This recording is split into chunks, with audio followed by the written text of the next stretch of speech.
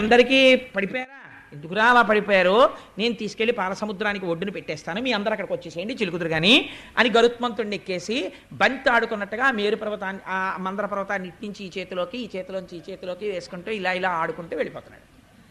వెళ్ళిపోతుంటే వీళ్ళందరూ చూశారు. చూసావా అనుకునేటప్పటికి వచ్చేసాడు. ఇది మన స్వామి అంటే, పరిగెత్తండి పరిగెత్తండి పాలసముద్రం దగ్గరికి అని వీళ్ళందరూ మళ్ళీ పాలసముద్రం దగ్గరికి పరిగెత్తుకొచ్చేసారు.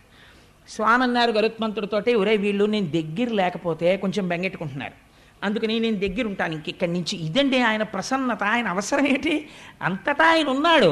మళ్ళీ ఏమైనా వస్తే పిలవండి అనలేదు. ఈ కొంచెం నేను దగ్గర ఉంటాను, వీళ్ళకి కొంచెం ఇబ్బందులు వచ్చేట్టున్నాయి, తెలియట్లేదు పాపం పిల్లలకి ఎలాగ హ్యాండిల్ చేయాలో ఈ వెంచర్, అందుకని నేను ఇక్కడే క్యాంప్ చేస్తాను కొన్నాళ్ళు సగుణంతో.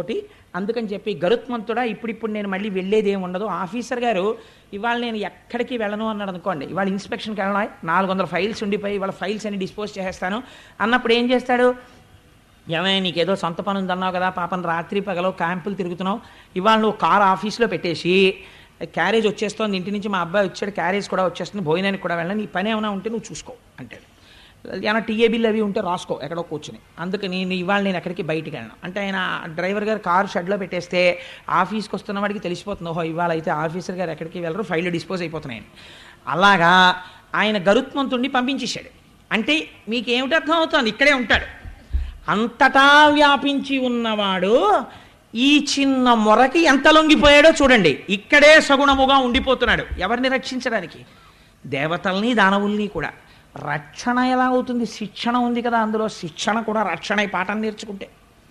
కాబట్టి ఇద్దరినీ రక్షించడానికి అక్కడ ఉన్నాడు. ఈ మాట ఎంత పెద్ద మాట అండి. నాన్నగారు పిల్లాన్ని కొట్టాడు అనుకోండి, నాన్నగారు పిల్లాన్ని శిక్షించాడు అనకూడదు, శిక్షణ రూపమునందు రక్షణ చేశాడు అనాలి. కొట్టి పిల్లాన్ని బాగు చేస్తున్నాడు తండ్రి. కాబట్టి ఇద్దరినీ రక్షించడానికి ఆయన వచ్చారు. వచ్చి ఒరే దీనికి ఇప్పుడు వాసుకుని చూడదాం, అలా రమ్మంటే ఏం రాడైనా మీరు నచ్చ చెప్పండి, ఏం పర్వాలేదయ్యా, నిన్న అలా ఏం నలిపేయామని చెప్పండి, తీసుకురండి, ఒళ్ళు నొప్పెడుతుంది కదా బాబోయ్ ఈ పర్వతానికి చుట్టుకుంటే అంటాడు, గుండ్రంగా దీన్ని చెక్కండి మెత్తగా ఉండేటట్టు, ఆ తాడు అటు కిందకి పైకి చల్ల చెయ్యడం రాని వాళ్ళు ఆ తాడు పట్టుకుని లాగేటప్పుడు ఏమవుతుందంటే, అలవోకగా ఈ చేత్తో తాడు లాగుతున్నప్పుడు ఈ తాడు వదలాలి, మళ్ళీ ఈ తాడు లాగుతున్నప్పుడు ఈ తాడు వదలాలి, అలా లాగేటప్పుడు బ్యాలెన్సింగ్గా లాగాలి, లేకపోతే ఈ కవ్వం వెళ్ళి కొండకి దిగి కొండ పగిలిపోతుంది. అలాగని అది లోపలికి దిగిపోయినప్పుడు మీరు చెస్ అని తిప్పేశారనుకోండి, పెరుగంతా చిందిపోతుంది. కవ్వం పైకి తేలిపోయింది అనుకోండి, అంచులకి తగిలేసి ఒక్కొక్కసారి కవ్వం పైకి వచ్చేస్తుంది. అలా ఉండకూడదు, ఇలా ఉండకూడదు, అందంగా ఇటు వదలాలి ఇటు వదలాలి. అందుని కవ్వానికి కింద కట్టకూడదు, పైకి కట్టకూడదు, మధ్యలో కట్టాలి.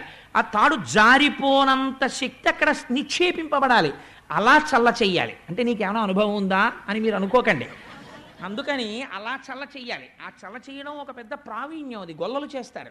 అందుకని పోతన గారు అన్నారు పెద్ద గొల్ల కృష్ణుడు ఇవ్వాలన్నారు. శ్రీమన్నారాయణుడు ఈనాడు పెద్ద గొల్లవాడు అన్నారు, ఎందుకని అంత బాగా చల్ల చేయిస్తున్నాడు కాబట్టి. అందుకని చెక్కించాడు, చెక్కించి వాసుకుని తీసుకొచ్చాడు. తీసుకొచ్చి ఆ వాసుకుని చుట్టారు. చుట్టి ఇప్పుడు ఆ మందర పర్వతాన్ని పాలసముద్రంలోకి పెట్టారు. పెట్టి ఇది మునిగిపోకూడదు, మునిగిపోనంతగా తేల్చి పట్టుకోవడంలో ఒడుపు ఉండాలి. పట్టుకుని తిప్పుదాం అటు ఇటు అందరం, కాబట్టి జాగ్రత్తగా పట్టుకోండి. ఓ కర్రో ఏదో ఉంది కదండి, మరి తాడు కట్టాలి. వాసుకి తనంత తాను జీవశక్తి, అది భూమి యందు సర్పములకు రాజు, అందుకని తను అలా పట్టగలడు. తను చుట్టి ఉన్నప్పుడు మనం తిప్పాలి జాగ్రత్తగాను. రండి అని దేవతల్ని పిలిచి, ఒరే మీరందరూ తలలు పట్టుకోండి అన్నాడు. దానవుల్ని పిలిచి మీరందరూ తోక పట్టుకోండి అన్నాడు. అనగానే దేవతలందరూ వెళ్ళి గబగబా తలలు పట్టుకున్నారు, రాక్షసులందరూ వెళ్ళి తోక పట్టుకున్నారు. ఇప్పటి వరకు దైత్యులు భగవంతుడి మాట తిరస్కరించడం అంటే ఏమిటో మీరు చూడండి. రాక్షసులు వాళ్ళు అన్నారు వెంటనే శ్రీమన్నారాయణుడిని చూసి, స్వచ్ఛమైన పణంబు మీరలు చక్కపట్టి మధింపగా పుచ్చమేటికి మాకు పట్టగా, పురుషత్వము కల్గి మే మచ్చమైన తపోబలాధ్యాయనాన్వయంబుల వారమై ఇచ్చయింతుమే తుచ్చవృత్తికి ఇండు మాకు ఫణాగ్రముల్. ఏమిటయా రాజ్యం మాది, ఇప్పుడు ఇంద్రుడికి రాజ్యం పోయింది, మేము మహాపండితులం, మహాతపస్సు చేసిన వాళ్ళం, పరిపాలకులం, మేము తోకట్టుకోవడం ఏమిటి, మీరు తలకాయ ఎట్టుకోవడం ఏంటి, పావు తోకట్టుకోమన్నాడు రా అని సంతోషించాలి. వాళ్ళు తలకాయలు ఎట్టుకుంటా ఉంటున్నారు. మీరు తలకాయ ఎట్టుకున్నారు కాబట్టి నేను తలకాయే పట్టుకుంటాం, మీరే తోకట్టుకోండి.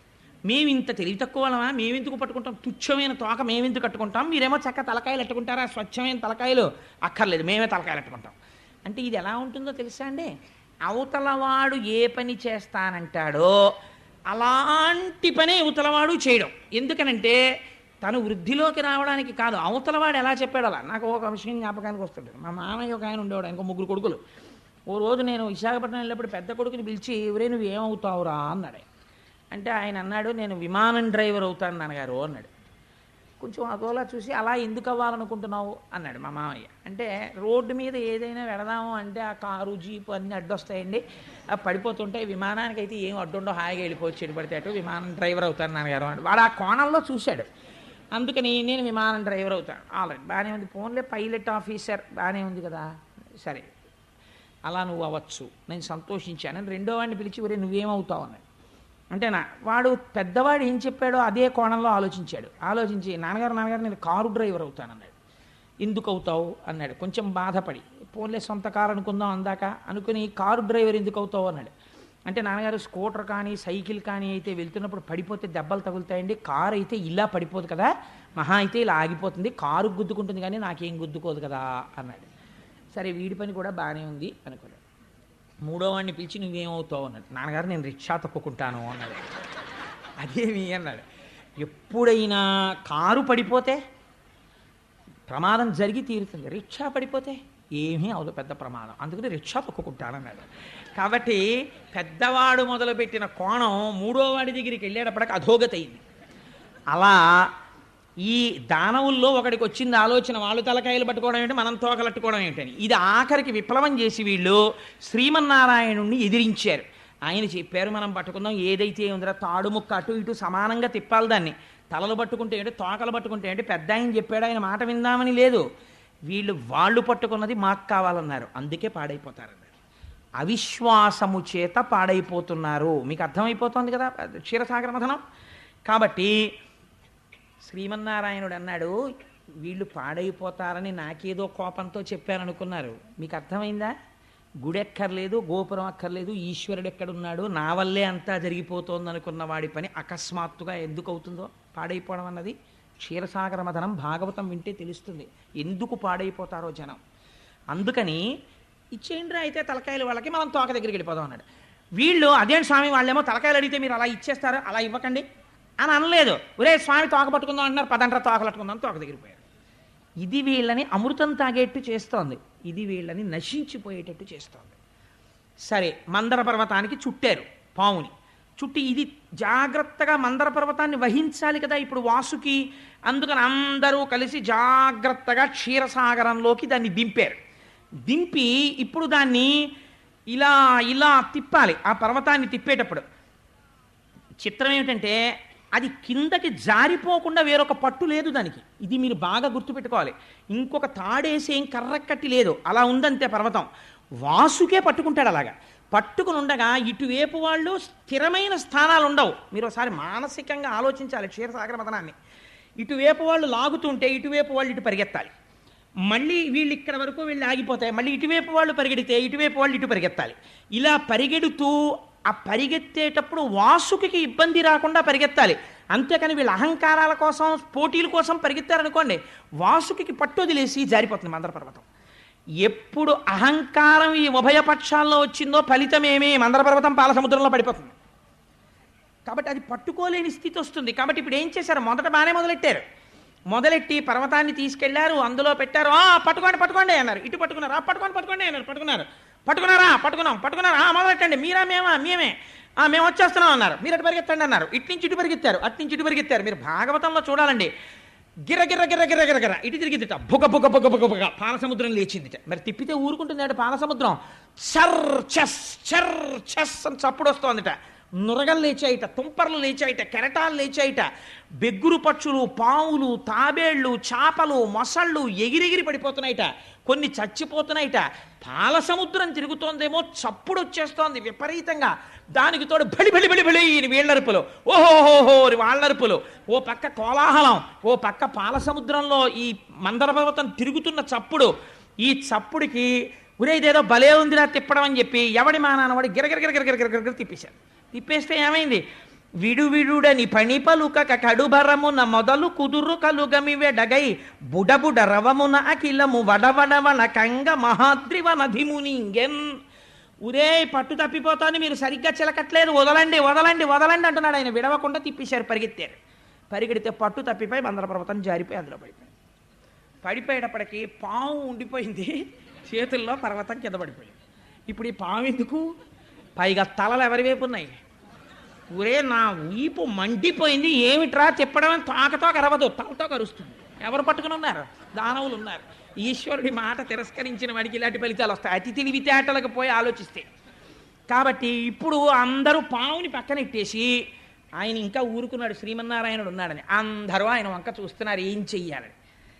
ఆయన క్యాంప్ చేశాడు కదండి, ఆయన అలా ఉట్టినే ఊరుకునేవాడు. ఆయన ఈశ్వరానుగ్రహం అంటే ఎలా ఉంటుందో చూడండి. నిజంగా సవరనైలక్షయోజనముల వెడలుపై కడు కఠోరమైన కర్పరమును అదనైన బ్రహ్మాండమైన నాహారించు ఘనతరంబగు ముఖ గహ్వరంబు సకల చరాచర జంతురాసుల నెల్ల మృంగిలోగును నట్టి మేటి కడుపు విశ్వంబుపై వేరు విశ్వంబుపై పడ్డ ఆగిన కదలని అట్టి కాళ్ళు వెలికి లోనికి చనుదెంచు విపుల తుండము అంబుజంబుల పోలెడు అక్షియుగము సుందరంబగు విష్ణుండు సురలతోడి కూర్మి చెలువందనొక మహా కూర్మమయ్యే. ఇక్కడే వాళ్ళతో కలిసి ఉన్నాడు. ఎవ్వరూ గమనించలేని స్థితిలో ఆది కూర్మావతారాన్ని స్వీకరించాడు. కొన్ని లక్షల యోజనముల వెడల్పైన పెద్ద డిప్ప, ఆ డిప్పతో పాలసముద్రం కిందకెళ్ళి ఇంతమంది కదలలేని మందర పర్వతాన్ని తన వీపు మీద పెట్టుకున్నాడు. పెట్టుకుని ఆ ముందుకి వచ్చి ఇలా ఇలా ఆడిస్తున్నట్ట తుండాన్ని. కళ్ళు తామర పువ్వుల్లా ఉన్నాయిట. 4 కాళ్ళు కదపకుండా అలా పట్టుకుని ఉన్నాడు పాలసముద్రం కింద. ఇప్పుడు తానే ఆధారమయ్యాడు, మందరగిరి మళ్ళీ పడిపోకుండా, వీళ్ళు సరిగ్గా తిప్పలేకపోతున్నారని పట్టుకున్నాడు. పట్టుకుని ఆ ఆహారం అది నిజంగా తింటే ఈ బ్రహ్మాండములన్నింటినీ తిని జీర్ణం చేసుకోగలదు, అంత కడుపు. ఎందుకని? విశ్వం విష్ణుర్వషత్కారో భూత భవ్య భవత్ప్రభు భూతకృద్భూత భృద్భావో భూతాత్మా పూతభావన. ఇది విష్ణు సహస్రానికి దర్శనం అంటే. అటువంటి వాడై ఆదికూర్మమై పాలసముద్రము కింద పడుకున్నాడు. ఆయన వీపు మీద మందర పర్వతం మళ్ళీ లేచి నిలబడింది. మళ్ళీ ఎక్కడున్నాడు? మళ్ళీ ఒడ్డునున్నాడు. ఈశ్వరుడికి దుస్సాక్ష్యములు ఉండవు, అది ఈశ్వర శక్తి అన్నాడు. ఒరే అదిగో మందర పర్వతాన్ని మళ్ళీ పైకి లేచింది చూసారా, ఆదికూర్మం మీద నించుంది, కింద ఆదికూర్మం భరిస్తోంది. కాబట్టి ఇప్పుడు మీకు కంగారు లేదు, మళ్ళీ చుట్టండి వాసుకుని అన్నాడు. అంటే ఆయన అన్నాడు, బాబోయ్ నాకు ఒరుసుకుపోతోంది అన్నాడు. నీకేం పర్వాలేదు, నేను రక్ష చేస్తానన్నాడు. మళ్ళీ చుట్టారు. ఇంత మందర పర్వతం వీపు మీద తిరిగిపోతుంటే ఆదికూర్మానికి బాధ పెట్టదా అంటే, ఆయనకి ఎప్పటి నుంచో కొద్దిగా వీపు దురదెడుతోందంటే గోకేవాడి కోసం చూస్తున్నాడు. అందుకని మందర పర్వతం తిరిగితే ఆయన దురద తీరలేదు అన్నారు పోతన గారు. ఎంత గమ్మత్తుగా చెప్తారో చూడండి. ఆ మందర పర్వతాన్ని పెట్టి మళ్ళీ పావును చుట్టారు. మళ్ళీ వీళ్ళు తలకాయలే పట్టుకున్నారు, ఇది మూఢత్వం. తలకాయలు అట్టుకున్నారు, వాళ్ళు తోకట్టుకున్నారు. మళ్ళీ మొదలెట్టండి అన్నారు. మళ్ళీ ఇద్దరు మళ్ళీ మొదలుపెట్టారు. ఈసారి మళ్ళీ సంతోషం ఎక్కువైపోయింది. ఎందుకంటే ఇప్పుడు ఇంక టాలెంట్ ఎక్కర్లేదు, కింద ఆదికూర్మ ఉంది, మందరగిరిని తిప్పేస్తే చాలు. ఎంత సంతోషం వచ్చేసిందో. వచ్చేసి పెద్ద పెద్ద అరుపులు మొదలెట్టారు. తిప్పండి అంటే భుజాలు తరుచుకుంటున్నారు, పేర్లు చెప్పుకుంటున్నారు, బిరుదులు చెప్పుకుంటున్నారు. ఇటువైపు బలి చక్రవర్తి ఉన్నాడు, ఇటువైపు విరోచనుడు పుట్టబోతున్నాడు, మేము ప్రహ్లాదుడి వంశంలో వాళ్ళం అంటున్నారు. పేర్లు చెప్తున్నారు, పెద్ద చప్పుళ్ళు చేస్తున్నారు, అల్లర్లు చేస్తున్నారు, పరిగెడుతున్నారు. ఇటు వాళ్ళు ఇటు పరిగెడుతున్నారు, అటు వాళ్ళు అటు పరిగెడుతున్నారు. ఇటు పరుగు అటు పరుగు, ఇటు పరుగు అటు పరుగు. భూమి అదిరిపోతోంది. ఈ పాల సముద్రాన్ని చిలికేస్తుంటే మొత్తం సముద్రం అంతా పైకి లేస్తోంది, కింద పడుతున్నాయి కెరటాలు. అడుగున ఉన్నటువంటి అనేకమైనటువంటి జీవరాశులు కల్లోల పడిపోతున్నాయి. తిమింగలాలు కూడా ఆ మందరగిరి తిరుగుతున్నప్పుడు దాని అంచులు తగిలి దెబ్బలు తగిలి అటు ఇటు నోళ్లు తెరుచుకుని తిరుగుతున్నాయి. సిద్ధులు, చారణులు, యక్షులు, గంధర్వులు, కిన్నెరులు, కింపురుషులు, దేవతలు ఆకాశంలో నిలబడిపోయారు. ఏమాశ్చర్యం, వాసుకుని తాడుగా పట్టుకుని శ్రీమన్నారాయణుడు కూడా చిలుకుతున్నాడు అని ఆకాశం అంతా నిలబడి చూస్తున్నారు. ఏమిటని? ఈ చప్పుడు ఎంత దూరం వచ్చిందో తెలుసా అండి? ఒక్కొక్క ఫ్యాక్టరీలో ఒక్కొక్కసారి వచ్చిన శబ్దానికి ఊరు ఉలిక్కి పడిపోతుందే. అలా ఈ మందర పర్వతం తిరుగుతుంటే అప్పాలవెల్లి లోపల అప్పటికప్పటికి మందరాగము తిరుగన్ చప్పుడు నిండెన జాండము చప్పెడిదే మధుని చెవులు చిందరగొనియన్. ఎక్కడో సత్యలోకంలో భావసమాధిలో ఉన్నాడు చతుర్ముఖ బ్రహ్మగారు. ఈ చప్పుడు ఆయన చెవుల్లో పడి ఆయన బహిర్ముఖుడయ్యాడు. కమండలం పట్టుకుని సత్యలోకంలోంచి బయటికి వచ్చాడు. ఏమిట్రా ఈ అల్లరి, ఏమిటి చప్పుడో అన్నాడు. స్వామి ఆశ్చర్యం, పాలసముద్రం చిలుకుతున్నారు చూడండి, నారాయణుడు కూడా ఉన్నారన్నారు. ఆయన కూడా పైనుంచి కిందకి చూస్తున్నారు. పాలసముద్రం చిలుకుతుంటే హోరెత్తిపోతోంది. చిత్రం ఏమిటో తెలుసా అండి, చిలికేసేటప్పుడు ఎంత సరదాగా ఉందో. ఇంతకుముందు ఎప్పుడు చెయ్యని పని కదా, ఇలా పరిగెత్తడం అలా పరిగెత్తడం, ఈ పావట్టుకు తిప్పేస్తుండడం, కింద ఆదికూర్మ ఉంది వీళ్ళకి తెలియట్లేదు, తిరిగేస్తోంది మందరపర్వతం. మంచి సంతోషంగా పరిగెడుతున్నారు. ఈ తిప్పడంలో ఆలోల జలధిలో పల్లనాలోన విడచి సురలన సురల బరపన్ గీలా కోలాహలమున హాలాహల విషము పుట్టె అవనీనాథ. ఆయన చెప్పేశాడు, హాలాహలం ముందు పుట్టుకొచ్చింది, అమృతం రాలేదు. అది ఒక్కసారి పాలసముద్రం మించి పైకి లేచింది. ప్రళయకాలంలో పుట్టే అగ్నిహోత్రం ఎలా ఉందో అలా ఉంది, వెంట తరుగుతోంది. ఈ దేవతలు రాక్షసులు వాసుకుని వదిలిపెట్టేశారు. చతుర్ముఖ బ్రహ్మగారు సత్యలోకంలో ఉన్నవాడు, ఆయన కూడా పరుగు మొదలెట్టాడు. ఆయన శ్రీమన్నారాయణుడు రక్షించడం కోసం వాళ్ళతోనే ఉన్నాడండి పరమాత్మ. అందరూ కలిసి పరిగెత్తారు. ఎక్కడికి పరిగెత్తాలి ఇప్పుడు? ఎవరు రక్షిస్తాడు? పర్వతాలు కాలిపోతున్నాయి, గుహలు కాలిపోతున్నాయి, మనుషులు కాలిపోతున్నారు, సిద్ధుల విమానాలు కింద పడిపోతున్నాయి, లోకాలన్నీ అగ్నిహోత్రం ప్రబలిపోతోంది, అరణ్యములు దహించుకుపోతున్నాయి, ప్రాణులు మాడిపోతున్నారు. చని కైలాసము జొచ్చి శంకరుడి వాసద్వారముంజేరి ఈశుని దవ్వారికు లడ్డుపడ్డ తలమంచుంజొచ్చి కుయ్యో మొర్రో విను మాలింపుము చిత్తగింపుము దయన్ వీక్షింపు మంచంబుజానన ముఖ్యల్కని రక్తరక్షణ కళ సంరంభునిన్ శంభునిన్ అంటారు పోతన గారు. పరిగెత్తి పరిగెత్తి కైలాస పర్వతం మీద ఉన్నటువంటి పరమశివుని యొక్క అంతఃపురం దగ్గరికి వెళ్ళి దవ్వారికు లడ్డుపడ్డా. ఏమిటి ఇంతమంది పరిగెత్తుకొచ్చి లోపలికి వెళ్ళిపోతున్నారు? వెళ్ళకూడదని శూలాలు అడ్డెట్టారు. ఉండవయ్యా బాబు, వెనకాల హాలాహలం తరుగు వచ్చేస్తుందని శూలాలు తోసేసి లోపలికి వెళ్ళి ఇంకా లోపల గదిలోకి వెళ్ళకూడదని అక్కడే నిలబడి కుయ్యో మొర్రో విను మాలింపుము చిత్తగింపుము దయన్ వీక్షింపు మంచంబుజానన ముఖ్యల్. పోతన గారు లైవ్ టెలికాస్ట్ అండి, ఘంటం పరిగెడుతోంది కానీ ఇక్కడ దర్శనం చేస్తూ ఆ ఘంటం వెళ్ళిపోతోంది, ఆంధ్రీకరణ. అలాంటప్పుడు అయా మహానుభావ సాంబ సదాశివ శంభో మహాదేవ ఇలాంటి స్తోత్రాలు చేయరు. ఓయమ్మో వచ్చేస్తోంది అగ్నిహోత్రం, బాబోయ్ స్వామి రండే రండే అంటారు. అందుని కుయ్యో మొర్రో తెలుగు మాటలు యథాతథంగా వేశారు పోతన గారు. విను మాలింపుము చిత్తగింపుము దయన్ వీక్షింపు మంచంబుజానన ముఖ్యల్. బ్రహ్మాది దేవతలు అరుస్తున్నారు బయట. నిలబడుతుంటే పార్వతీ సహితుడై లోపలున్నాడు స్వామి. విన్నాడు, అయ్యో ఏదో ఆపదొచ్చినట్లుంది పార్వతి అని గబగబ బయటకు వచ్చేసాడు స్వామి. వాళ్ళు వచ్చేసారు. ఇప్పుడు కూర్చోండి లోపల నుంచి కుర్చీలు పట్టరా, చాలామంది వచ్చేసారు. లేకపోతే అలా సప్లై ఆఫీస్కి వెళ్ళి 4 కుర్చీలు అట్రా, లేకపోతే నా తపశ్శక్తితో 4 మంటపాలు నిర్మిస్తాను అనరు. ముందు వాళ్ళందరూ ఇలా చెమట్లు తుడిచేసుకుని బాబాయ్ స్వామి వచ్చారు చెప్పండి అన్నారు. ఏమొచ్చిందిరా మీ అందరికీ, ఏమైంది అన్నాడు స్వామి. అంటే వీళ్ళకి మాత్రం ఇంకా లౌకిక బుద్ధి పోలేదు. ఎంత తెలివితేటలుగా మాట్లాడతారో చూడండి. స్వామి పాలసముద్రం చిలికాం, ఎప్పుడు బతికుండిపోదామని, అందులోంచి హాలాహలం వచ్చింది, మీరు బుచ్చేసుకోండి అంటే కోపడతాడేమోనని.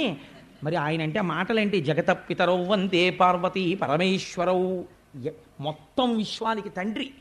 అందుకని ఆయన దగ్గరికి వెళ్ళి భూతేశ భూతాత్మ భూతభావన రూప దేవమహాదేవ దేవవంద్య, ఈ లోకములకెల్ల ఈశ్వరుండవు నీవు, బంధమోక్షములకు ప్రభుడవీవు, శక్తియుతుడవీవు, శబ్దయోనివీవు, జగదంతరత్నవీవు, ప్రాణమరయ అఖిలమునకును. అందుకని స్వామీను అటువంటి వాడివి. అగ్నిముఖంబు పరాపరాత్మకమాత్మ కాలంబుగతి రత్నగర్భపదము శ్వశనంబు నీ యూర్పు రసన జలేషుండు, దిశలు కర్ణంబులు దివము నాభి సూర్యుండు కన్నులు శుక్లంబు సలిలంబు జఠరంబు జలతులు చెదలు శిరము సర్వౌషధులు రోమచయము శల్యంబులద్రులు మానసమృతకరుండు ఛందములు ధాతువులు ధర్మసమితి హృదయము ఆస్య పంచకముపనిషద ఆహ్వయంబు అయిన నీరూపు సదసత్వమై శివాఖ్యయై స్వయం జ్యోతియ్యొప్పు ఆజ్యమగుచు సమస్త బ్రహ్మాండములను ఈశ్వర స్వరూపంగా చెప్పేశారు. ఈశ్వర, ఈ విశ్వమంతా నిండి నిబిడీకృతమైనటువంటి వాడివి నువ్వే, నువ్వు తండ్రివి. మేము చెయ్యకూడనటువంటి పని ఒకటి చేశాం. భుజశక్తిన్, ఒంటికి తీట ఉంది కదా అని ఎవరిని ముందు ప్రార్థన చేసి మొదలు పెట్టాలో, ఇంట్లో ఏదైనా ఒక మంచి కార్యం చేస్తుంటే ఒక సంప్రదాయం ఉంటుంది. ముందు తన తల్లిదండ్రులకు నమస్కారం చేసి అందుకే బట్టలు పెట్టి పీటల మీద కూర్చుంటారు. ఆ జగత పితరౌ వందే పార్వతీ పరమేశ్వరవు వాళ్ళకి నమస్కరించలేదు, నేర్పాలి పాఠం అనుకున్నాడు స్వామి వీళ్ళకి. అందుకని ఏమైంది, ఇప్పుడు వెళ్ళి చెప్తున్నారు భుజశక్తిన్. వెళ్ళి ఆ మందర పర్వతాన్ని పెట్టి చిలికితే అమృతం రాలేదు, హాలాహలంబు జనించే.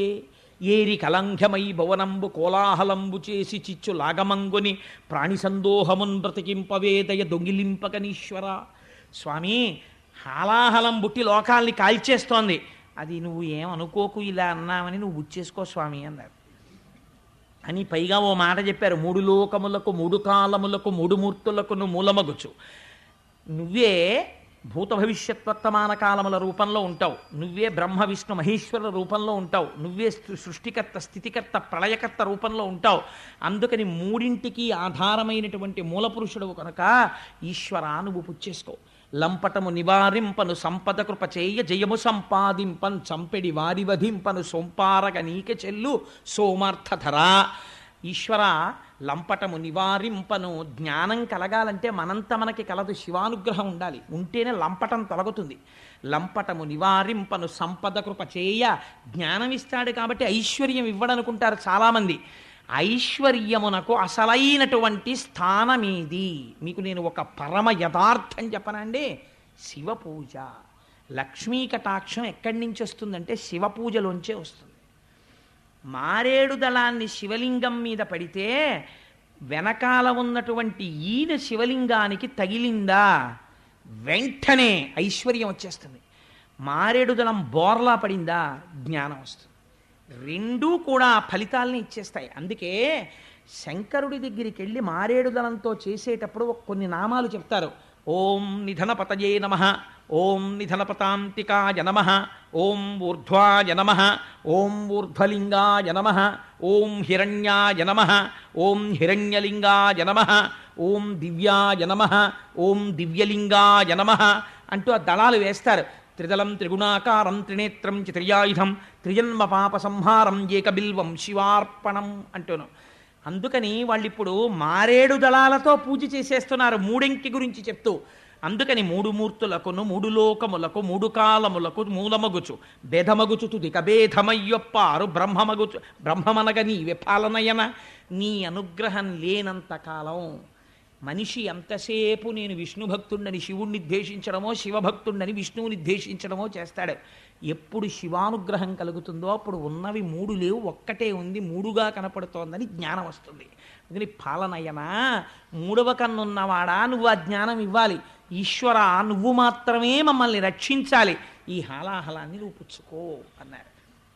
అందుకని శంకరుణ్ణి లోకములకు తండ్రి అని పిలిచారు. తండ్రికి ఒక లక్షణం ఉంటుంది. కొడుకు ఐశ్వర్యం ఉన్నప్పుడు తండ్రి గుర్తు రాకపోవచ్చు కొడుక్కి, కానీ తండ్రికి కొడుకు ఎప్పుడు జ్ఞాపకం ఉంటాడో తెలుసా అండి?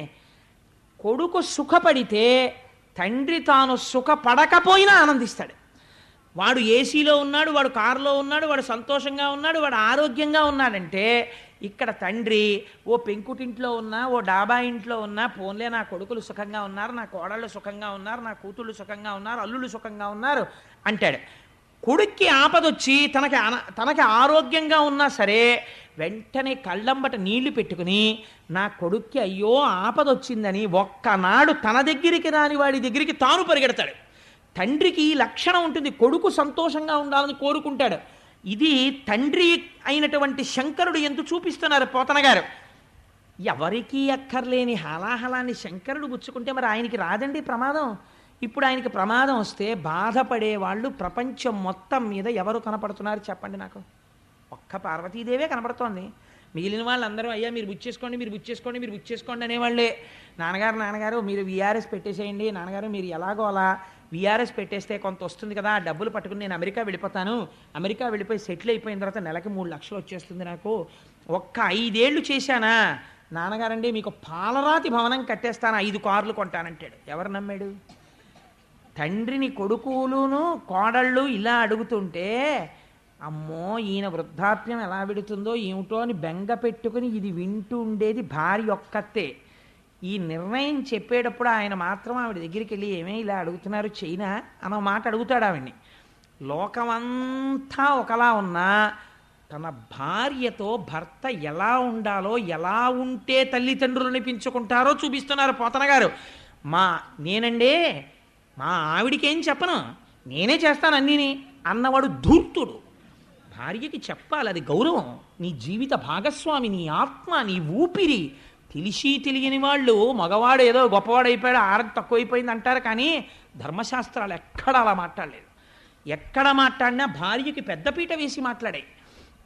ఆయన ఎవరికి చెప్పాడో తెలుసా అండి? వీళ్ళందరూ వచ్చి ఆయన అడిగితే, సరే అబ్బాయి నేను ఆలోచిస్తాను, మరి అది కొంచెం వేడిగా ఉంటుందా, తాగితే ఏమైనా ప్రమాదం వస్తే మీరు ఏమైనా చేసి పెడతారా, అప్పుడు ఇంద్రుడికి అశ్వమేధ యాగం చేసినట్టు మళ్ళీ నాకు ఏమైనా చేస్తారా, మీతో పాటు అశ్విని దేవతలు వచ్చారా, గబుక్కుని ఇమీడియట్ సర్జన్ ఉన్నాడా, ఇవన్నీ ఆయన ఏం అడగలేదు. ఆయన ఎవరితో మాట్లాడో తెలుసండి? పార్వతీదేవి దగ్గరికి వెళ్ళాడు.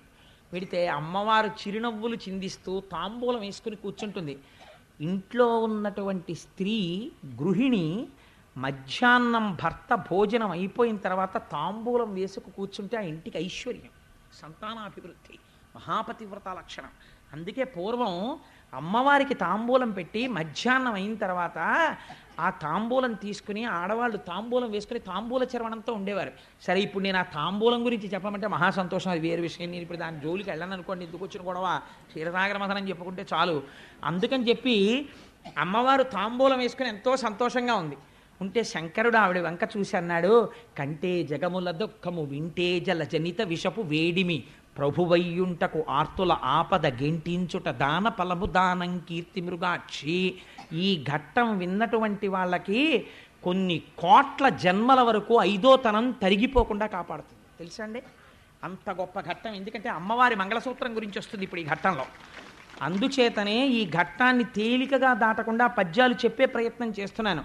కంటే జగముల దుఃఖము వింటే జల జనిత విషపు వేడిమి. చూసావా, నీళ్లలోంచి వేడి పుట్టింది పార్వతి. పిల్లలందరూ ఏడుస్తున్నారు పాపం. ప్రభువయ్యుంటకు ఆర్తల ఆపద గెంటించుట దాన ఫలము దానం కీర్తి మృగాక్షి. ప్రభు అన్నవాడు ఏం చెయ్యాలి? బిడ్డలకి కష్టం వస్తే ఆదుకోవాలి. తండ్రిని నేనుండి ప్రయోజనం ఏమిటి? పిల్లలకు ఆపద వచ్చినప్పుడు రక్షించకపోతే.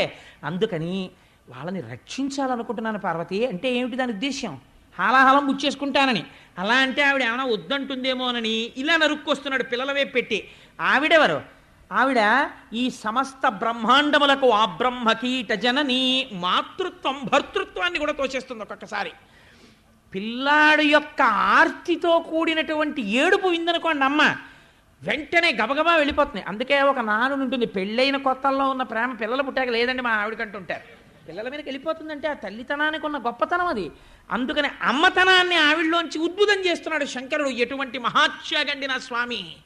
అందుకని అమ్మతో అంటాడు, నువ్వు జగజ్జననివి, పిల్లలు ఏడుస్తున్నారు, తండ్రిని నేను పుచ్చుకోవద్దు పార్వతి, అందుకని పుచ్చేసుకుందాం అనుకుంటున్నాను. పుట్టింటి వైపు నుంచి నరుక్కొచ్చాడు. హరిమది ఆనందించిన హరినాక్షి జగంబులెల్ల ఆనందించున్ హరియును జగములు మెచ్చక కరళము వారించు టొప్పు కమలదలాక్షి. మీ అన్నయ్య ఉన్నాడు కదా శ్రీ మహావిష్ణువు, నారాయణ నారాయణి. రేపు లక్ష్మీ కళ్యాణం ఇంద్రుగాని అందరూ వచ్చి ఆయన్ని దెప్పి పొడుస్తారు. నల్లగా ఉన్నాడు, పెద్ద పెళ్లి కొడుకు వచ్చాడు బొల్లిగద్దనికి. వచ్చి ఇంత గొప్పవాడిని పెద్ద వనమాల వేసుకుంటానంటాడు. లక్ష్మీదేవిని చూసేటప్పటికి ఇలా బుర్ర వచ్చేసాడు, జీలకర్ర బెల్లం పెట్టమని అన్నారు. అప్పుడు ఆయన ఆదుకుని మాట్లాడింది ఎవరో తెలుసా అండి? రేపు ఆ ద్విపద చెప్తాను, మీరు తెల్లబోదురు కానీ వింటే నిజంగాను. ఆయన పోలికలతో ఉన్న నల్లటి పిల్ల ఎవరో తెలుసా అండి? పార్వతీదేవి. నారాయణి మా అమ్మే, అందుకే నల్లగా ఉంటుంది పార్వతీదేవి. ఆవిడ వచ్చి నారాయణుణ్ణి ఎంత వెనకేసుకొచ్చిందో మీకేం తెలుసు. నలుపు గొప్పతనం ఎంతో అని అసలు ఆ నలుపు గురించి మాట్లాడుతుంది. నల్లగా ఉన్న వాళ్ళందరికీ అభయమే. అలాంటివి చెప్పి ఏమిటో నలుపు అంటారు, మా నలుపులో ఎంత నాణ్యం ఉందో అని చెప్పుకోవచ్చు. అంత నలుపు గురించి చెప్పింది ఆవిడ ఆ రోజున. రేపు వస్తుంది పార్వతీ లక్ష్మీ కళ్యాణంలో చూద్దురు కానీ. అందుకని అటువంటి తల్లి కదా ఆ నారాయణుడు. నారాయణి స్త్రీ రూపంలో ఉంటే పార్వతీదేవి, పురుష రూపంలో ఉంటే శ్రీ మహావిష్ణువు. అందుకే ఇద్దరు అలంకార ప్రియులై ఉంటారు. ఇద్దరూ ఈశ్వరుడి పక్కకే చేరిపోతారు, పరమశివుడి పక్కకి. అందుకని చిత్రం ఏమిటంటే ఈ పార్వతీదేవి వంక చూసి చెప్తున్నాడు, మీ అన్నయ్య స్థితికారుడు, లోకాలన్నింటినీ నిలబెట్టాలి. లోకాలకు ఇబ్బంది వచ్చింది, మీ అన్నయ్య కూడా వచ్చాడు. బావమరిది బతకగోరుతాడు, బావమరిది వచ్చినప్పుడు పెద్ద అతిథి. మరి నేను ఆయన్ని సంతోషపెట్టద్దు, ఇవాళ నేను ఆయనకు ఉపకారం చేయదు, మీ అన్నయ్య ఏమైనా అనుకోడు, నయ్య నా వెళ్ళలా అవుతుందో అంటే. అందుకని నేను చేసేస్తాను. వాళ్ళది ఎంత పవిత్రమైన అనుబంధం అండి. ఈ శివకేశవుల మధ్య భేదాలు చెప్పే వాళ్ళకి నోళ్ళు ఎలా వస్తాయో నాకు అర్థం కాదు, ఏ పురాణంలో లేనిది. అందుకని హరిమది ఆనందించిన హరినాక్షి జగంబులెల్ల ఆనందించున్ హరియును జగములు మెచ్చక గరళము వారించు టొప్పు కమలదలాక్షి. భక్షింతు హాలాహలమును రక్షింతును ప్రాణికోట్లు మధుర. నేను తినేటప్పుడు ఎలా తింటానో తెలుసా? రక్షింతు ప్రాణికోట్లను భక్షింతును హాలాహలము మధుర ఫలరసము క్రియన్. వీక్షింపుము నేవు నేడు అని నేను ఇప్పుడు ఒక చిన్న ద్రాక్ష పండు తినేసినట్టు తినేస్తాను పార్వతి ఈ హాలాహలాన్ని. దానివల్ల నాకేమైనా ఇబ్బంది వస్తుంది అనుకుంటున్నావేమో, ఏం భయం లేదు, నువ్వు అలా చూస్తుండు. ఎలా తింటానో తెలిసా? తినేటప్పుడు పండు నోట్లో పడేసుకున్నట్టు పడేసుకుంటాను. రక్షింతు ప్రాణికోట్లను, ఈ ప్రాణికోట్లన్నింటినీ రక్షిస్తాను. ఇదొక దివ్యమైన లీల, నా లీల. ఈ లీల చూసి మనసులో అనుభవించిన వాడికి రక్షణ. అందుకని నాకు ఇప్పుడు కొత్త బిరుదునామం వస్తుంది. నువ్వేం చేస్తావో తెలుసా? హాయిగా అలా కూర్చుని వీక్షింపుము నీవు నేడు వికచాబ్జముఖి, ఇంత మాత్రం బెంగెట్టుకోక మా ఆయనకి ఏమవుతుందోనని అని చక్కగా సంతోషంగా అలా చూడు, నేను ఎలా తినేస్తానో చూద్దుగలిగి అన్నాడు. అంటే ఆవిడంది, సరే మీకు ఎలా ఇష్టమైతే అలా చేయండి. భార్యలు సాధారణంగా ఓ మాట అంటుంటారు, వాళ్ళకి కొంచెం ఇష్టం లేని పని ఏమో అనుకున్న దాన్ని చేయడానికి నేను పెద్ద పునాది వేస్తాడు.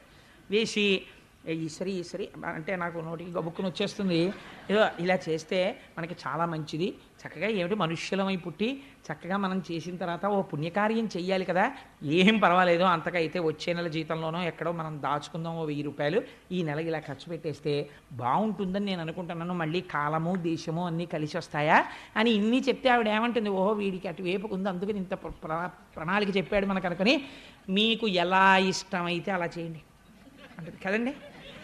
అలాగే అంది పార్వతీదేవి, మీకు ఎలా ఇష్టమైతే అలా చేయండి అంటే. కళ్ళు తిరిగి కింద పడిపోయినవాడు పరీక్షిత్.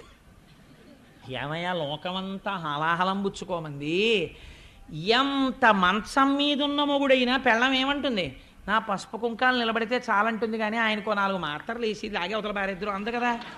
అలాంటిది ఆయన థమ్సప్ పుచ్చుకుంటున్నాడా, కోకోకోలా పుచ్చుకుంటున్నాడా, హలాహలం పుచ్చుకుంటున్నాడు.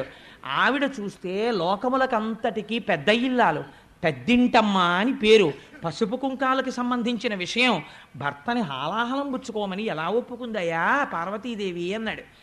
అంటే పోతన గారు, వ్యాస భగవానుడు వీళ్ళందరూ పరవశించి చెప్పుకున్న పద్యం మీకు చెప్పాను కదా. పోతన గారు ఏదైనా గొప్పది చెప్పవలసి వస్తే చిన్న పద్యంలో చెప్తారు. పోతన గారు అన్నారు, పార్వతీదేవి శంకరుణ్ణి హాలాహలం పుచ్చేసుకో అని ఎందుకు అనగలిగిందో తెలుసా? మృంగెడివాడు విభుండని మృంగెడిది యుగరళమనియు మేలని ప్రజకున్ మింగమని సర్వమంగళ మంగళ సూత్రము నెంతమది నమ్మినదో. ఆవిడ శంకరుడు విషం తాగుతున్నాడని తెలుసు, విషం తాగితే ప్రమాదమని తెలుసు, తాగుతున్నవాడు తన భర్తని తెలుసు, అయినా తాగమంది. ఎందుకంతో తెలుసా? ఆవిడ సర్వమంగళ, ఆవిడ సర్వమంగళయ్యి ఆవిడ మెడలో మంగళసూత్రం ఉండగా శంకరుడికి ఇబ్బంది ఎందుకు వస్తుందయా? తాగేయమంది. తన మెడలో ఉన్న మంగళసూత్రమును సర్వమంగళ అన్న దేవత ఉన్నది.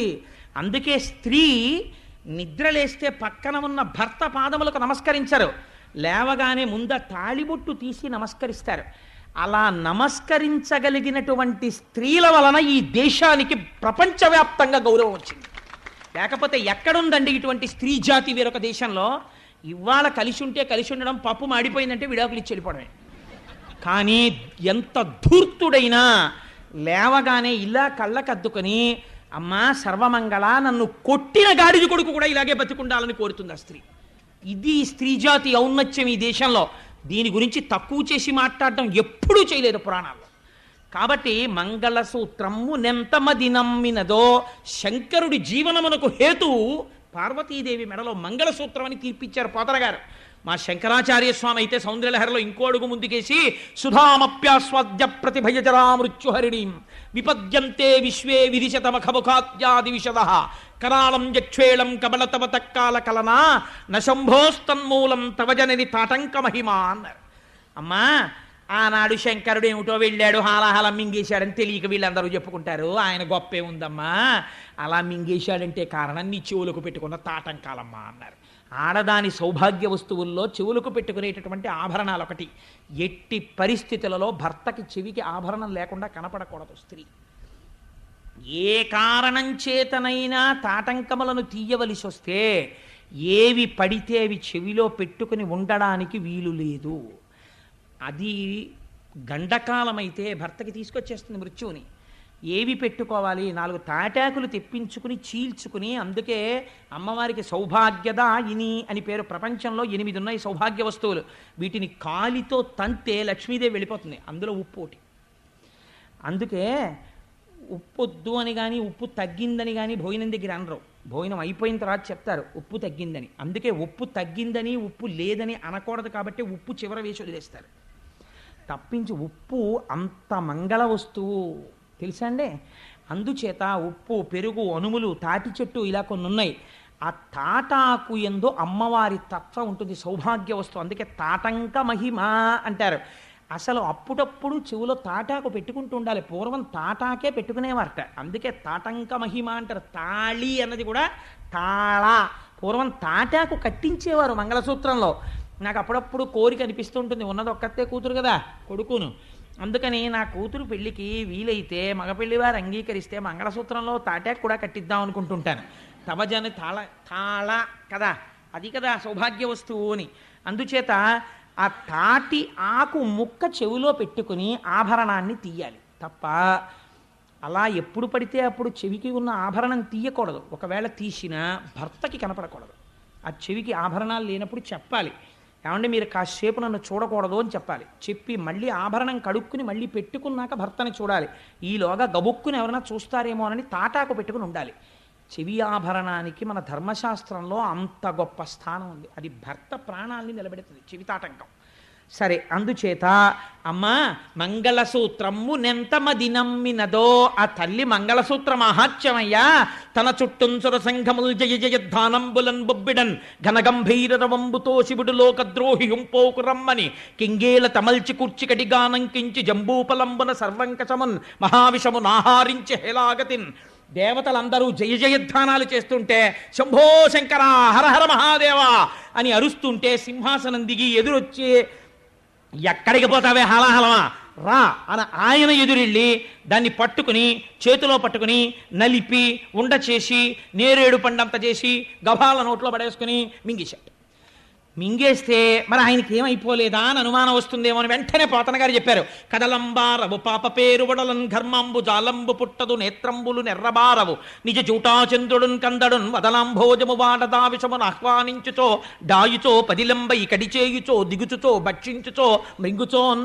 ఎదురెళ్ళినప్పుడు కానీ, పట్టుకున్నప్పుడు కానీ, ముద్ద చేసినప్పుడు కానీ, నోట్లో పెట్టుకున్నప్పుడు కానీ, మింగినప్పుడు కానీ వేడి చేసి ఓ పొక్కు పుట్టలేదు ఆయన ఒంటి మీద. ఇంత చల్లటి చంద్రుడు కందిపోలేదు. పిల్లపాములు ఆయన ఉంగరాల కింద పెట్టుకుంటాడు, చుట్టుకుంటాడు. ఓ పిల్లపాము వేడిగా ఉందని పక్కకి జారిపోలేదు. అలా నవ్వుతూ కూర్చున్నాయి. ఆయనకి ఒంటి మీద ఓ పొక్కు ఎక్కలేదు, ఓ వేడి చేయలేదు. అలా చల్లటి చూపులతో అలాగే ఉన్నాడు. శంకరుడి పాదములను నమ్ముకున్నవాడు కూడా హాలాహలం లాంటి కష్టం వచ్చినా అలాగే ఉంటాడు చల్లగా. నా స్వామి పాదములు పట్టి ఉన్నాడు కాబట్టి వాడికి బెంగ ఉండదు. అందుచేత కానీ హరుడు గళమునందు హాలాహలము పెట్ట కప్పు కలిగి తొరని కడుపు నొప్పి అని సాధురక్షణం సజ్జనులకు నిన్న భూషణంబు కాదే భూవరీంద్ర అంటారు పోతన గారు. ఆయన నోట్లో పెట్టుకుని మింగుదాం అనుకున్నట్ట, ఇక్కడ దాకా వెళ్ళింది కంఠంలోకి. ఉదరము లోకంబులకును సదనంబకు టెరిగి చటుల విషాగ్నిన్ కుదురుకొనే కంఠబిలమున పదిలంబుగా నిలిపే సూక్ష్మఫలరసము క్రియన్. తీరా మింగేద్దాం అనుకుంటే అయ్యో కడుపు నిండా అధోలోకాలున్నాయి, పైన ఊర్ధ్వలోకాలున్నాయి. మింగేస్తే అధోలోకాలు కాలిపోతాయని మింగలేదుట, కక్కితే ఊర్ధ్వలోకాలు పోతాయి. పైకి వదలలేదు, కిందకి వదలలేదు, ఈ కంఠంలో పెట్టుకున్నట్టే. పెట్టుకుంటేట చాలా సంతోషించింది. ఎవరోట తెలుసా అండి? పార్వతీదేవిటి. ఎందుకోట తెలుసా? భాగవతంలో లేదు కానీ నేను కలిపి చెప్తున్నాను. శంకరుడు మహాజ్ఞాని, తెల్లగా మెరిసిపోతుంటాడు. అసలు ప్రపంచంలో అందం ఎవరిదో తెలుసా అండి? శంకరుడిది. లింగ పురాణంలో చెప్తారు శివుడి అందం అంటే ఎలా ఉంటుందో. సామాన్యమైన అందం కాదైంది. అప్రాకృత శరీరం తం అతిమన్మథరూపిణం ఘృతరీతి ఘనీభూతం సచ్చిదానంద విగ్రహం. అలా ఉంటాడు ఆయన, పేరుకున్న నెయ్యిలా ఉంటాడు, అంత తెల్లగా. అటువంటి మహాత్ముడు మహాజ్ఞాని. మెళ్ళో ఓ పూసల గొలుసు కూడా వేసుకోడు బంగారంది. పార్వతీదేవో సమస్త ఐశ్వర్యములకు ఆటపట్టు. అమ్మవారికి కోరికుండేదట, మా ఆయన కూడా చక్కగా ఏమైనా నీల పతకం ఉన్న గొలుసు ఒకటి వేసుకుంటే ఎప్పుడైనా అలా ఉత్తరీయం వేసి కూర్చుంటే ఆ తెల్లటి గుండెల మీద నీలం పతకంతో గొలుసు వేసి కూర్చుంటే ఎంత బాగుంటాడో అనుకునేదిట. ఎప్పుడైనా వెళ్ళి ఏమండి ఈ పండక్కి అయినప్పటికీ అక్కర్లేదు, ఈ పావులు చాలు అనేవాడు నాగభూషణుడు.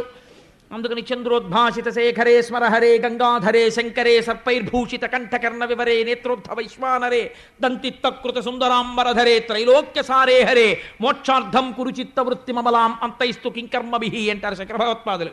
ఆయన చేసిన లీలల వల్ల ఆయనకి ఆభరణాలు వచ్చాయి. అందుకని నాగాభరణుడు ఆయన. అందుకని ఆయన ఏం పుచ్చుకోడు. కానీ ఇవాళ కంఠంలో నీలంగా ఉండిపోయిందిట ఆ విషం. ఉండిపోతే పార్వతీదేవి అనుకుందిట, అబ్బాయి ఇన్నాళ్ళకి నీలమణి పెట్టుకుంటే కంఠం నీలంగా కాంతి పడి ఎలా ఉంటుందో మా ఆయన అలా ఉన్నాడని పొంగిపోయిందిట. లోకం పొంగిపోయిందిట. కడుపులోకి తీసుకోలేదు, బయటికి వదలలేదు, కంఠంలో పెట్టుకున్నాడని లోకం పొంగిపోయిందిట. అప్పటి నుంచి ఆయనకు పేరు వచ్చింది, నీలలోహితుడు, నీలగ్రీవుడు అని. ఆయనకి నీలకంఠుడు అని పేరు. నీలకంఠ అని పిలిస్తే చాలట, ఓహో ఎవడో నేను చేసినటువంటి లీల స్మరించి పిలుస్తున్నాడని పొంగిపోతాట.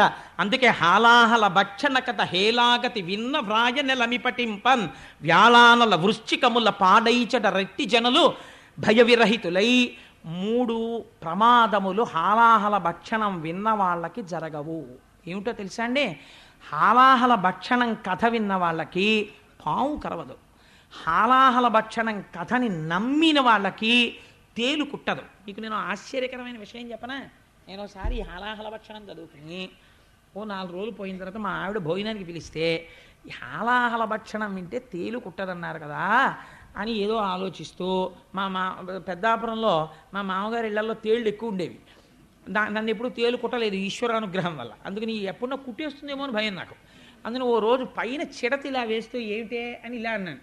అని ఇలా చూసేటప్పటికీ కరెక్ట్గా గడి ఇలా తిప్పడానికి చెయ్యిలా తిరిగింది, తేలు కొండి ఇలా కొట్టింది. ఈ వేలు ఇలా దాటిపోయింది, కొండి తగిలింది.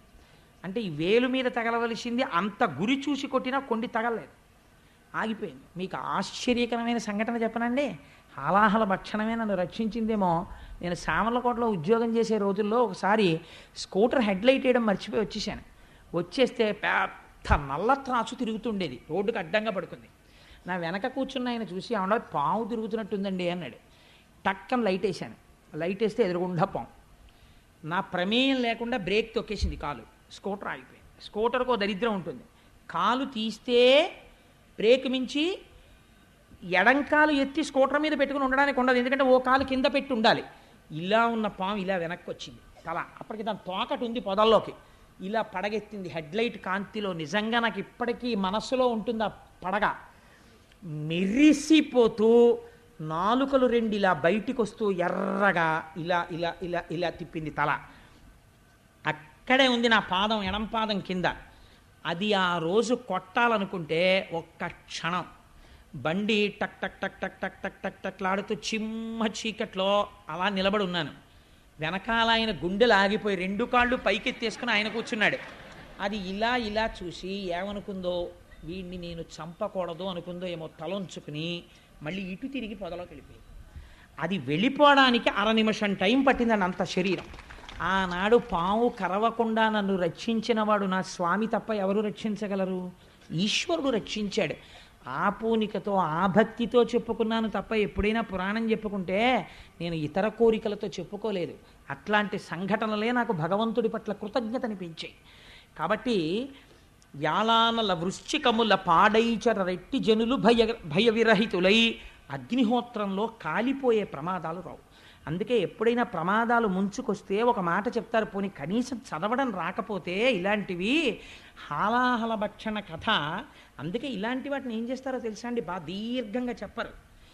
ఇది ఓ కాగితం పట్టుకుని మీకేమీ రాకపోయినా ఇక్కడ ఉన్నది ఇక్కడ రాసిస్తే చాలు. అగ్నిహోత్రం వలన ప్రమాదం వస్తోందని జాతకంలో ఉంటే ఇది రాస్తే ఏ వేలో కొద్దిగా కాలు వదిలేస్తుంది. అంతంత శక్తులు ఇటువంటి లీలలయందున్నాయి.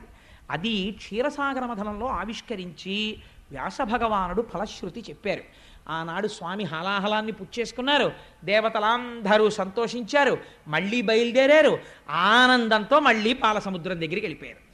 అమ్మయ్యా, మొత్తానికి హాలాహల భక్షణం అయిపోయింది.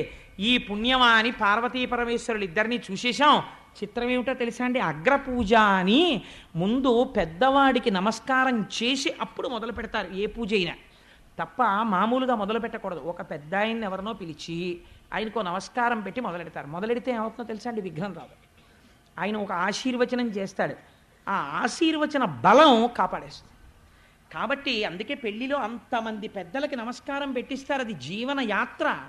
అన్నాళ్ళు కలిసి ఉండాలి. పెద్దలకి నమస్కారాలు పెట్టి అక్షతలు వేయిస్తారు. కానీ ఇవాళ మన దౌర్భాగ్యం ఏమైపోయిందంటే వాడు బూట్లు వేసుకొని నమస్కారం పెడతాడు. యువతల వాడు ఆశీర్వచనం ఎలా చేస్తాడు?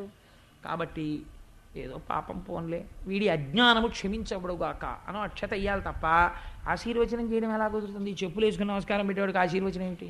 బూట్లు వేసుకుని నమస్కారం పెట్టేవాడికి. అందుకని వాడికి ఆశీర్వచనం చేయడం కుదరదు. వాడు అహంకారంతో ఉన్నాడు. నువ్వు మహాత్యాగి అయితే ఏమో, అయితే కనీస మర్యాద ఏది? కనీస సంస్కారం ఏది? మర్యాద నేర్చుకోవాలి, ప్రయత్నపూర్వకంగా సంస్కారం నేర్చుకోవాలి. ఇది నిన్ను కాపాడేది.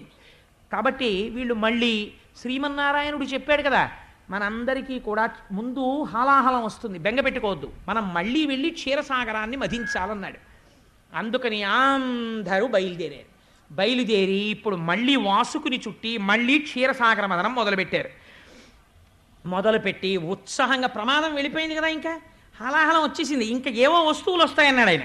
ఓ మాట చెప్పాడు, హాలాహలం వచ్చినప్పుడు భయపడకండి, మళ్ళీ చెప్పండి, కానీ మంచి మంచి వస్తువులు వస్తాయి రే, కానీ వాటి మీద దృష్టి పెట్టుకోకండి అన్నాడు. అవి ఏమిటో చూడాలనుంది, ఇవేమిటో చాలా మంచివి మన దృష్టి లాగేస్తాయన్నాడు, కానీ అడగద్దన్నాడు. కానీ అసలు అవి ఏమిటో చూద్దాం, ఒక్కొక్కటి వస్తాయని సంతోషంగా తిప్పేస్తున్నారు పాలసముద్రం వంక చూస్తూ. హాలాహలం రావడం చూశారు కదా, కాబట్టి ఇప్పుడు కూడా అలాగే వస్తుంది అక్కడి నుంచి అని తిప్పుతున్నారు. తిప్పుతుంటే ఆ ఆనంద సమయంలో అగ్నిహోత్రియనుచు ఆసురభిని దేవమునులు పుచ్చుకొని రిమునిరింగి విభుద సంఘములకు వెర్రవతో ఆధ్వర హవులు పెట్టు కొరకు అవనినాథ. మొట్టమొదట అందులోంచి సురభి కామధేనువు పైకొచ్చింది. ఆ పైకి వచ్చేటప్పుడు మొట్టమొదట వీపు, కొమ్ములు, తల, పృష్ఠభాగం, ఆ అందమైనటువంటి శరీరం, దాని 4 పాదములు, తోక, ఆ కన్నులు, ఆ ముట్టె, ఆ తల కనపడేటట్టుగా కామధేను వచ్చి నిలబడింది. అది కామధేనువు కోరికున్న కోరికలు తీరుస్తుంది. అందరూ నిలబడి నమస్కారం చేశారు ఆ కామధేనువుకి. ఇది విన్నంత మాత్రం చేత శక్తివంతం. ఆ కామధేనువుకి నమస్కరిస్తే దేవమునులు అన్నారు, మహర్షులు, వీళ్ళకి లౌకికమైన కోరికలు ఉండవు, ఇంకా దాన్ని తీసుకొచ్చి పెరట్లో పెట్టేస్తామానో ఓ కప్పు కాఫీ ఇచ్చే, ఓ కప్పు టీ ఇచ్చే అంటూ ఉండరు. ఈ పాలతో మేము హవిస్సులు అర్పిస్తాం అన్నారు. ఎందుకు ఇస్తారు హవిస్సులు? లోక కళ్యాణార్థం. వాళ్ళు దేవమునులు, వాళ్ళకి కోరికలు ఉండవు, వాళ్ళు చెయ్యాలి. అందుకే బ్రాహ్మణుడికి గోదానం చేశారు అంటారు. ఎందుకో తెలుసా అండి? ఆయన ఏం చేస్తాడు? తోడెట్టుకు పెరుగు తిండం. ఆయన ఓ పట్టుకెళ్ళి శివలింగానికి అభిషేకం చేస్తాడు. చేస్తే ఏమవుతుంది? లింగం చల్లబడుతుంది. శివలింగం చల్లబడితే లోకమంతా చల్లగా ఉంటుంది. అందుకే ఆవు పాలు పట్టుకెళ్ళి అయ్యగారికి ఇవ్వండిరా కాశిని అంటుంటారు పెద్దలు. కారణం ఏమిటి? దానివల్ల లోకమునకంతటికీ మేలు చేయించినటువంటి పుణ్యంలో 6వ వంతు తన ఖాతాలో పడిపోతుంది వచ్చి. కాబట్టి తేలిక మార్గం ఏడో బ్రాహ్మడికి పట్టుకెళ్ళి ఆవు పాలు ఇచ్చి అభిషేకం చేసుకోండి అని చెప్పడమే. అందుకనే పట్టుకెళ్ళి ఆవు పాలు ఇస్తూ ఉంటారు. అదండి దాని వెనకాల ఉన్న రహస్యం. అందుకని ఇప్పుడు మొట్టమొదటి ఇది చేసిన వాడు ఎవరు? శ్రీమన్నారాయణుడు చేశాడు. ఇప్పుడు ఈ సురభిని ముందే చెప్పాడు ఆయన, ఎవరు అడక్కండి అని. వీళ్ళకేం తెలుసు, వెర్రేళ్ళు దైత్యులకి అమృతం వస్తుంది తాగుదాని లేరా అనుకున్నారు. ముందు మనం ఇది అడిగితే తర్వాత మీరు అది పుచ్చుకున్నారు కదా, ఇది ఇవ్వనంటాడేమో ఊరుకున్నారు, వాళ్ళ అదృష్టం. ఆయన విష్ణుమాయ కల్పించాడు కూడా. ఆ గోవుని చూసి స్వామి అన్నారు, దేవమునులు పుచ్చుకోండి, మీరు దీని పాలతో హవిస్సులు అర్పిస్తారు, దేవతలు సంతోషించి వర్షాలు కురుస్తాయి, అందరూ బాగుంటారు. ఒక్కడూ కోరుకునేవాడికి కామధేనువు కాదు, అందరికీ పనికొచ్చేవాడికి కామధేను ఉండాలి. అందుకని కామధేనువుని దేవమునులకి ఇవ్వండి అన్నారు. దేవమునులు పుచ్చుకున్నారు. పుచ్చుకున్న తర్వాత అప్పుడు మళ్ళీ పాలసముద్రాన్ని చిలకడం మొదలుపెట్టారు. చిలకడం మొదలుపెట్టగానే అందులోంచి ఒక తెల్లటి గుర్రం ఒకటి బయటికి వచ్చింది. దాన్ని ఉచ్చైశ్రవము అంటారు. ఈ ఉచ్చైశ్రవాన్ని చూడగానే ఇంద్రుడికి కించిత్ మమకారం పుట్టింది. గుర్రం చాలా బాగుంది అనుకున్నాడు. శ్రీమన్నారాయణుడు వెంటనే చూసి అన్నాడు, ఊరుకున్నాడు. చూశాడు కదా ఆయన చెప్పిన మాట వినాలని. బలిచక్రవర్తి అడిగాడు. దీనికి వెనకాతల రహస్యం ఏమిటో నేను చిట్ట చెప్తాను. ఆ 10 మాటలు చెప్తున్నాను ఇవాళ మీకు అనుమానం రాకుండా. ఆ ఉచ్చైశ్రవాన్ని బలిచక్రవర్తి అడిగాడు, రాక్షసులకి రాజు, నాకు కావాలని, నీకు ఇవ్వాలని నేను చూస్తున్నాను అనుకుని తీసుకో అన్నాడు స్వామి. అది సచ్చంద్ర పాండురంబై ఉచ్చైశ్రవమనగ దురగ మొగిజనీయించన్ పుచ్చుకుని బలిదైచుండిచ్చకొనండయ్య ఇంద్రుడీశ్వర శిక్షన్. ఈశ్వరుడు వద్దన్నాడు కాబట్టి ఇంద్రుడు అడగలేదు. ఉచ్చైశ్రవాన్ని పుచ్చుకోకూడదు. ఎందుకు పుచ్చుకోకూడదు? ఈశ్వరుడు వద్దన్నాడు. ఒక కథ ఉంది, అది పుచ్చుకోకండి. ఆనాడు వాళ్ళకి కాదు, దేవతలుగా ఉండాలనుకున్న వాళ్ళందరూ ఆ గుర్రాన్ని పుచ్చుకోకూడదు. కామధేనువుని పుచ్చుకో, హవిస్సులకి వాడుకో. ఏమిటి రహస్యాలు తర్వాత చెప్తాను. అందుకని అంటే చిట్ట చివరి వరకు చాలా వస్తాయండి. ఒక్కొక్కటి చెప్తూ కూర్చుంటే పంచమి నాడు లక్ష్మీదేవిని తీసుకురావాలి. అది నా ప్రార్థన. మా తల్లి ఒక్కసారి కనపడాలి ఇవాళ. పంచమి శుక్రవారంతో కలిసి ఉంది ఇవాళ. ఇది విని లక్ష్మీదేవి రాగానే ఇంద్రుడికి దరిద్రం తొలగిపోయింది. దుర్వాస శాపం వల్ల వచ్చినటువంటి శాపం ఇక్కడ చెప్పలేదు భాగవతంలో. దేవీ భాగవతంలో చెప్పారు. ఒక గొప్ప స్తోత్రం ఉంది లక్ష్మీదేవిని ఉద్దేశించి. ఆ స్తోత్రం ఎవరు చెప్తారో వాళ్ళకి దరిద్రం తొలగుతుంది. కొన్ని కోట్ల జన్మలు అనుభవించవలసిన దరిద్రం నశిస్తుంది. ఆ స్తోత్రం ఇవాళ మనందరం కలిసి చెయ్యాలని నా తాపత్రయం. అందుకని ఆఖరణ చెప్తానంటున్నాను ఈ తత్వం అంతా కలిపి ఒక్కసారి. ఆ తరువాత మళ్ళీ చిలకడం మొదలుపెట్టారు. ఎల్ల ఋతువులందు ఎలవారి పరువమై ఇంద్రువిరుల తోటకేపు తెచ్చి కోరువచ్చు వారి కోర్కెలు ఈడెడు వేల్పుమ్రాను పాల వెళ్ళి పుట్టే. ఒక బ్రహ్మాండమైనటువంటి కల్పవృక్షం ఒకటి వచ్చింది పాలసముద్రం నుంచి. దానికి ఆ కల్పవృక్షానికి పువ్వులు పూసున్నాయి. ఆ పువ్వులు ఎవరు పెట్టుకుంటారో వాళ్ళకి 5వ తనం తరగదు. దాని మించి వచ్చేటటువంటి గాలి ఎవరు పీలుస్తారో వాళ్ళ ఆరోగ్యం పాడవదు. ఎవరు కల్పవృక్షం దగ్గరికి వెళ్ళి ప్రార్థనలు చేస్తారో వాళ్ళకి ఫలాల రూపంలో కోరికలు తీర్చేస్తుంది. ఇప్పుడు ఈ కల్పవృక్షాన్ని ముందు ఎవరికి ఇచ్చారో తెలుసా అండి? ఇంద్రుడికి ఇచ్చారు. ఎందుకని? ఏమడుగుతాడు ఆ కల్పవృక్షాన్ని చూసి? పోయిన లక్ష్మీ వైభవం కావాలంటాడు. వెనకాల ఏమొచ్చేయాలి? ఇప్పుడు లక్ష్మీదేవి వచ్చేయాలి. కానీ ఈ వచ్చేటటువంటి ఈ కల్పవృక్షానికి లక్ష్మీదేవికి మధ్యలో ఒకటి వస్తుంది. అది ఎంత చిత్రంగా వస్తుందో మీరు చూద్దురు. కానీ ఆ కల్పవృక్షాన్ని దేవేంద్రుడికి ఇచ్చారు. ఆయన తీసుకున్నారు. తరువాత క్రొక్కారు మెరుగుమేనుల క్రిక్కిరిసిన చన్ను గవలు గ్రిక్కిన నడుముల్ పిక్కటిలి ఉన్నతు రుములు చక్కని చూపులును దివిజ సతులకు ఒప్పెన్. పెద్ద పెద్ద కేశపాశాలు, అపారమైనటువంటి సౌందర్యమూర్తులు, అంతటి అందంతో అప్సరసలు పుట్టారు ఆ పాలసముద్రంలోంచి. ఆ అప్సరసలు దేవకాంతలై దేవనర్తకీమణులై ఉండిపోయారు. అలాగా సరే, వాళ్ళు అలా ఉన్నారు. ఉన్న తర్వాత పాలసముద్రాన్ని ఇంకా చిలకడం మొదలుపెట్టారు. ఇప్పుడు ఇంద్రుడి దరిద్రం తీరాలి. ఇంద్రుడి దరిద్రం కాదు, లక్ష్మీదేవి యొక్క ఆవిర్భావం జరగబోతోంది. అమ్మవారు క్షీరసాగర మదనంలో పుట్టినప్పుడు ఒక గమ్మత్తు చేసింది. శుక్రవారం పంచమి నాడు పుట్టింది. ఇప్పటికీ పద్మావతి అమ్మవారు కూడా శుక్రవారం పంచమి. అందుకే అమ్మవారికి ఈ మాసాలలోనే ఫిబ్రవరి మార్చిల్లోనే పాల్గొన మాసంలో ఒక గమ్మత్తు చేస్తారు. పద్మావతి తిరుచానూరులో ఏమిటో తెలుసా అండి? సుమంగళి పూజ అని ఒక పూజ ఉంది. పసుపు కుంకాలున్న ఆడవాళ్ళందరూ ఆ రోజున పసుపు తాళ్ళు, నల్లపూసలు, గాజులు, పువ్వులు, పసుపు, కుంకం పట్టుకెళ్ళి అమ్మవారికి ఇస్తారు. 5వ తనం ఉన్న ఆడవాళ్ళందరికీ దానికి ట్రస్ట్లు ఉన్నాయి. పెద్ద పెద్ద కళ్యాణ మంటపాల్లో భోజనం పెడతారు. వాళ్ళందరితో కలిసి లక్ష్మీదేవి వచ్చి కూర్చుని భోజనం చేస్తుంది. ఇప్పటికీ ప్రతి ఏడాది ఇప్పటికీ మనకి తిరుచానూరులో జరుగుతుంటుంది ఉత్సవం.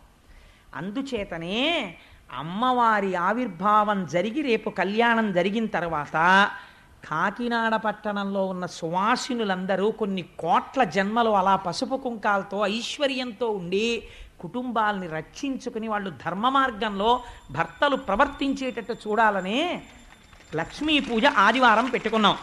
ఇప్పుడు మళ్ళీ పాలసముద్రాన్ని చిలికారు. తొలుకారు మెరుగుకై వడి తళతళమని మేను మెరయ ధగధగమనుచున్ కలుముల నీడెడు చూపుల చెలువంబుల మొదలి టెంకి సిరి పుట్టెన్రుపా.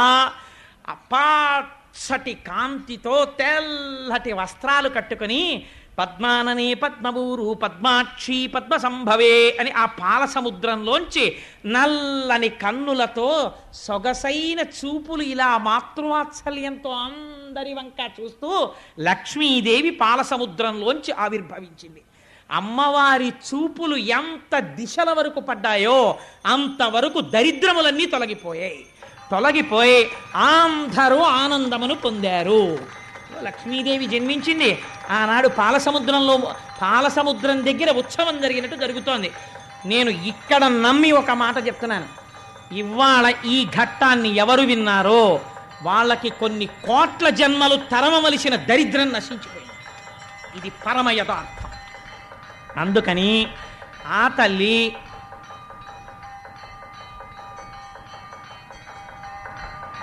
ఒక్కసారి మీ అందరూ కూడా మానసికంగా అదిగో అక్కడ ఆ నీరాజనాన్ని తీసుకోండి, ఒక్కసారి అది కళ్ళకద్దుకుని నమస్కారం చేసుకోండి.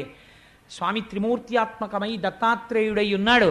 చక్కటి జేగంటలు మోగే ఈ దేవాలయంలోను అటువంటి పరమ పవిత్రమైనటువంటి లక్ష్మీదేవి యొక్క ఆవిర్భావము జరిగింది. ఇంకా దేవేంద్రుడికి దరిద్రం ఏమిటండి? అందుకే పోతన గారు ప్రారంభిస్తూనే లక్ష్మీ ఆవిర్భావాన్ని ఎంత గొప్ప మాట వేశారో చూడండి. కలుముల నీడెడు చూపుల, అమ్మవారి చూపుల్లోంచి ఐశ్వర్యం వస్తుంది. అందుకే ఆదివారం నాడు కనకధారా స్తోత్రాన్ని అనుసంధానం చేస్తున్నాం. శంకరాచార్య స్వామి వారి దేవాలయ నిర్మాణం జరిగినప్పుడు అందరికీ కూడా కొన్ని వేల ప్రతులు ముద్ర వేసి పంచిపెట్టారు సత్యనారాయణ రెడ్డి గారు. ఎవరైనా కనకధారా స్తోత్రం లేని వాళ్ళు ఉంటే ఈ రేపట్లోనే జెరాక్స్ చేయించుకుని తెచ్చుకోండి. అమ్మవారి చూపుల గురించి శంకరాచార్యుల వారు ఎంత వర్ణన చేశారో కనకధారలో. ఆ రోజున లక్ష్మీ పూజ చెయ్యగానే అందరం కలిసి కనకధారా స్తోత్రం చేద్దాం ఫలితాన్ని పొందడం కోసమని. అందుకని కలుముల నీడెడు చూపుల, అమ్మవారి యొక్క దృష్టిలోంచి ఐశ్వర్యం కురిసేస్తోందిట.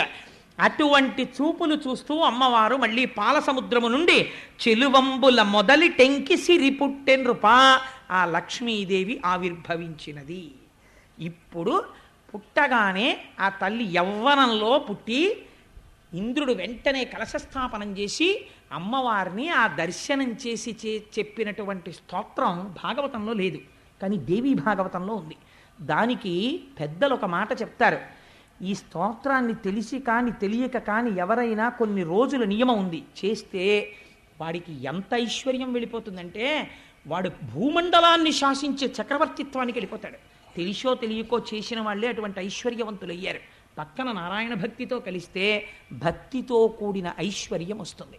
సరే, అందుచేత అటువంటి తల్లి ఆవిర్భావాన్ని ఇవాళ మనం అందరం మనస్సులో దర్శనం చేసి తెల్లటి చీర కట్టుకుని పచ్చటి ముఖంతో బంగారు రంగుతో మెరిసిపోతూ నల్లటి జుత్తుతో కబరీబంధం నిండా చెంగల్వ పూలు, ఆ తర్వాత చక్కటి సంపంగి పూలు, మల్లెపూలు, జాజి పూలు అలంకారం చేసుకుని మెడ నిండా హారాలు వేసుకుని ఇలా చేతితో ఐశ్వర్యాన్ని కురిపిస్తూ వరదముద్ర పట్టి మీ కోరికలు తీరుస్తాను సుమా అని అందరికీ అభయం ఇస్తూ 2 పాదములు ఇలా కలిపి పద్మాసనం వేసుకుని అయ్యో బిడ్డలందరూ నా పాదాలు చూడాలనుకుంటున్నారని మన కోసమని అమ్మవారు తన కుడి పాదాన్ని కిందికి చాపి ఆ పచ్చటి పాదం, ఎర్రటి వేళ్ళు, తెల్లటి గోళ్ళు, దానికి అలంకారం చేయబడిన పసుపు, చుట్టూ ఉన్న లత్తుక, అమ్మ పాదాల మీద పూజ చేయబడిన పువ్వులు, ఆ పువ్వులకి శిరస్సు వంచి ఆ పాదపద్మములకు నమస్కరిస్తూ మనం అందరం కలిసి ఒక్కసారి దేవీ భాగవతాంతర్గతమైనటువంటి ఆనాడు ఇంద్రుడు చేసినటువంటి లక్ష్మీ స్తోత్రాన్ని చెప్తాను.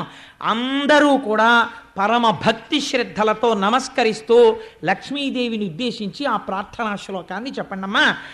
నమః కమలవాసిన్యై నారాయణ్యై నమో నమః కృష్ణప్రియాయై సతతం. నీటిలో ఉండేటటువంటి కప్పలు పాలసముద్రంలోంచి పైకి లేచాయి అన్నారు క్షీరసాగర మథనంలో, ఇందాక చెప్పాను కదా. అందుకని ఇవాళ కప్ప రూపంలో వచ్చి శ్రీమన్నారాయణుడు వేదిక ముందుకొచ్చి మరీ దర్శనమిస్తున్నాడు. చూడండి, క్షీరసాగర మథనం అవగానే నాకైతే ఆయన నోరు ఇలా ఇలా ఇలా ఇలా అనడంలో ఆదికూర్మం ఆ రోజున ఇలాగే కూర్చుంది సుమా అని చెప్పడానికి వచ్చాడా అన్నట్టుగా మహానుభావుడు ఇవాళ నారాయణుడే వచ్చాడు అమ్మవారి స్తోత్రం చేసేటప్పటికీ. ఒరే, నేను మీ అందరికీ ప్రత్యక్ష దర్శనం ఇస్తున్నాను, క్యాంప్ చేశాడన్నావు కదా, ఇదిగో మీకు దర్శనం ఇస్తున్నానని కనబడ్డాడు. కానీ ఉపన్యాసం అయిన తర్వాత ఆయన మీద పడిపోయి నమస్కారాలు చేసేయకండి, ఆయనకి ఇబ్బందిగా ఉంటుంది. చల్లనివాడు కదా, మీకు చెప్పాను కదా, ఎన్ని కష్టాలున్నవాడు ఆయన్ని పుట్టుకుంటే చల్లగా ఉంటుందండి. కప్ప చల్లగా ఉంటుందండి. కప్ప రూపంలో వచ్చాడు, నీళ్లలో ఉండగలడు, భూమి మీద ఉండగలడు, ఉభయచరంగా వచ్చాడు. నా స్వామి దర్శనంగానే నేను భావించి నమస్కరిస్తూ నమః కమలవాసిన్యై